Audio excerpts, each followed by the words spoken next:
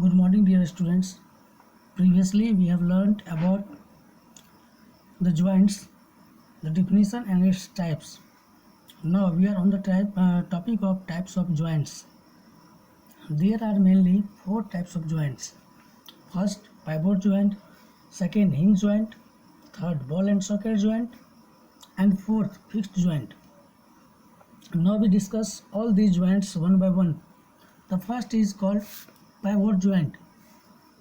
A pivot joint is a joint that rotates on its axis. For example, pivot joint is present in the neck that allows the head to rotate.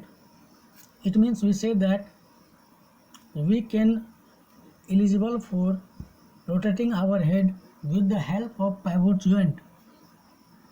The second is hinge joint. When bones can move along one axis, it indicates the presence of hinge joint in it. Hinge joint allows movement in one direction, for example, elbows and knees. The third is ball and socket joint. In a ball and socket joint, a partial spherical structure is present inside a socket.